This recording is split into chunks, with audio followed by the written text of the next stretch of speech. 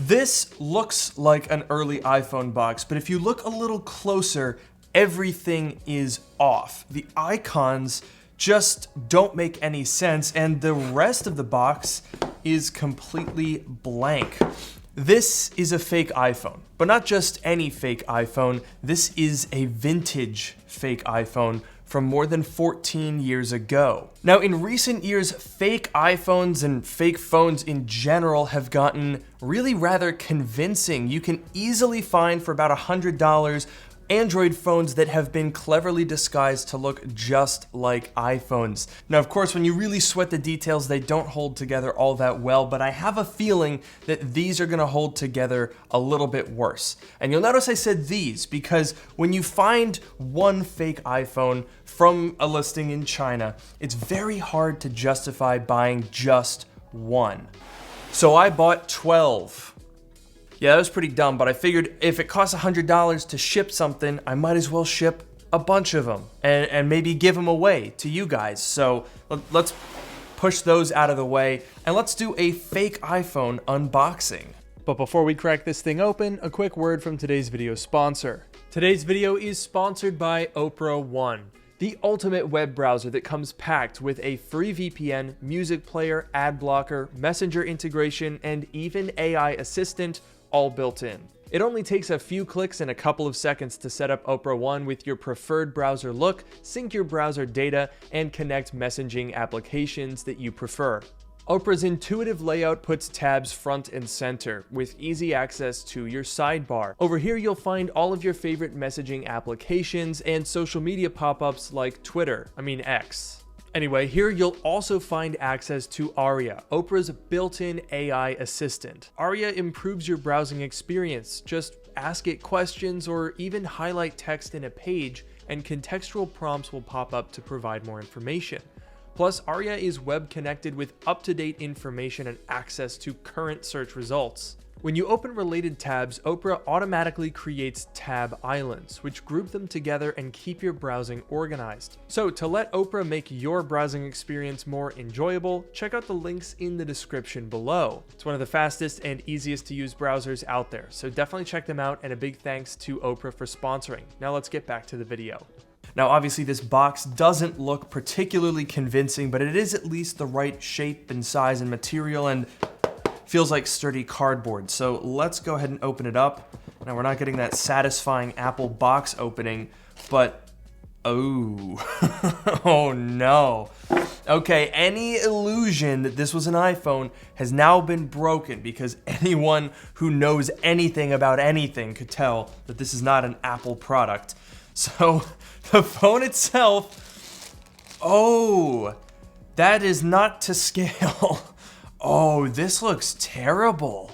So we've got our little divider here that has completely fallen in, and what looks like a bag of nonsense. We have a USB charging cable. We have not one but two weird little tiny batteries. Wow, these are really small. We have a pair of earbuds, it looks like, and this plugs into the same port that it charges from. Keep in mind, this is a fake from 2009, so I'm very surprised to see a USB audio interface on this thing. We've got our, interestingly, US style power brick here. This looks very, very cheap and basic. And then we've got this very aged looking instruction manual. This looks like it was rescued off the Titanic. All right, so let's get rid of all of this plastic nonsense that came with this thing, and we'll keep the essentials: the phone, the battery, and the instruction. Let's do our peel here. Oh, not satisfying at all. Honestly, I cannot tell whether this phone is new or used. That wasn't specified when I bought these, and it doesn't look new, but judging by the contents of the box, that could just be based on how crap it is. So it looks like we do have a tiny, tiny little pinhole camera, and is this a lock button?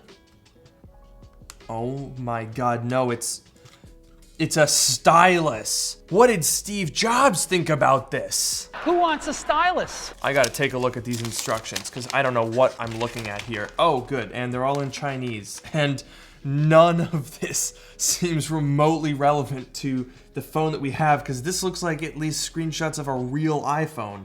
Why does it have bikini girls? And why does it have a 3D model of some teeth? What in the world am I looking at? At the very least, it does seem that we have some fake iPhones over here, but that doesn't look the same. Wait, does the back come off of this thing? It does. That does not look the same. Actually, wait a minute, look at that. We've got 2 SIM trays. That's cool. It's called the mini phone, so clearly no copyright infringement is happening here. Oh my gosh, is that a micro SD slot? Okay, well, we're gonna have to try that. Well, I guess we just gotta put a battery in it and see if this thing turns on. Okay, well, here goes nothing. Oh my gosh. Whoa, the screen looks very bad. But it looks like it's charging, so let's give it a little bit of time and let's see what happens. All right, so I left it to charge for quite a while.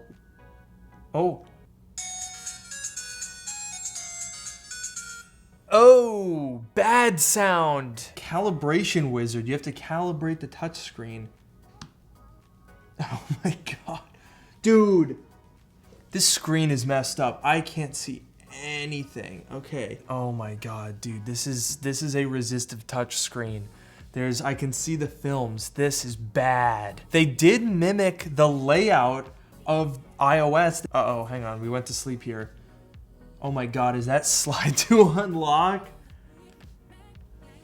Oh no, dude, this is bad. Wow, this is unusable. The screen is totally messed up. So I kind of foresaw this being one eventuality. So I went ahead and charged up another one of these phones. Definitely a good word to the wise. If you're gonna buy some fake iPhones, make sure you got some backups in case they don't work. God, that's bad. Anyway. No touchscreen. Nice. There's gotta be a way to like reset this thing. God, I'm never gonna get tired of that booting up sound. See, oh, hang on. A thing happened. A thing happened. I've opened a folder somehow. Okay, I've opened the calculator. Our rate of success is not high, but we're gonna try putting this charged battery in a 4th fake phone. Okay, we've got a calibration wizard though. This is a good sign. Oh, come back, where'd you go? Holy crap. I'm gonna lose my mind. Surely phone number 6 is this, I think? All right, we've got a line of dead pixels and the screen's messed up, but it's calibrating. That screen is not usable. New phone. The screen looks to be working, and we have calibration. Okay, we're doing it again. Done. It's in English. Oh my gosh. Okay, finally. Does the touch screen work? Yes. And it's in English. Okay, we're in business. I really want to try out the camera. I want to see what it looks like on this thing. Storage empty. Oh my God, dude, wait a minute. These things don't have built-in storage. Of course they don't have built-in storage. How could I be so foolish as to think they would have built-in storage? We'll definitely address that in a little bit, but for now, I want to poke around at some of these apps and see what they do. Yeah, storage not ready, so we can't use the voice recorder or the file manager. I don't know what the user profiles. Oh my gosh, this has focus modes. Dude, you can go into meeting mode and you can customize it? Oh my gosh, dude, these are legit focus modes. This thing had it in 2009. Apple didn't even add that until like 2 years ago. All right, let's see what's on the 3rd page. Okay, so this looks like maybe for picking between your SIMs. Now, this is probably a phone that wasn't sold in the US. They probably only sold these in China. So having dual SIMs has been really big over there for a while. That's probably why that option exists. That's probably also why there's a currency converter here, which, oh my gosh, what is this user interface? The buttons, it's too small for me to even type that. What? Oh my gosh, does that have handwriting recognition? Oh! It does! What the heck? How does this work though? What? Oh, I see. So it's 12.50 to 1 is the rate. The local is 43. So let's see what that, okay, thought that was a 0. 4. That thought it was a 7. All right, well, this doesn't.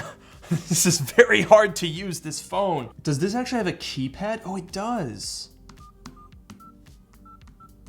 Very colorful too. And you can call, I'm assuming this is based on which SIM card. That's kind of cool, actually. Emergency call only. Definitely not gonna test that, but I don't think it would actually do anything. So basically on the homepage, it seems like the only thing we can actually use is the calculator. I wonder if I can actually connect this to a Wi-Fi network. Yeah, I don't think this thing has Wi-Fi at all, so we can't actually use the web browser. All right, the time has now come where I think we gotta put a micro SD card on here because I really, really badly wanna see what the camera looks like. All right, well, the only micro SD card I could find is 128 gigabytes, so this now has as much storage as a modern phone. My favorite sound. Calibration's not working. Let's try it again. We're in. Thank goodness. I'm clicking the camera. Okay, it says storage not ready, but how? Oh my gosh. We got a new message this time. I reformatted the SD card, and now it says camera module not ready. What does that mean? Oh, hang on. Look at this. The memory card is showing up here. Options. Let's see what that does. Look at this. Format. Yes. Oh my God, it's doing something. Formatting is done. So I managed to find the file system and there were folders for photos and videos. So I stuck a couple things on here and we're gonna see if they work. Now, oh, it's working. Can I view this? It worked! Oh my gosh. This is a photo that I took when I was in Iceland a little while ago, and I'm honestly surprised that it worked. Look at that. I can't believe it.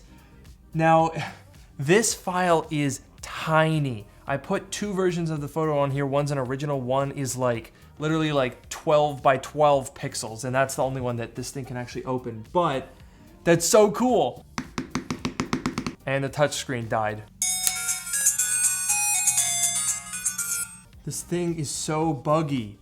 Sometimes the calibration wizard just runs in a complete loop.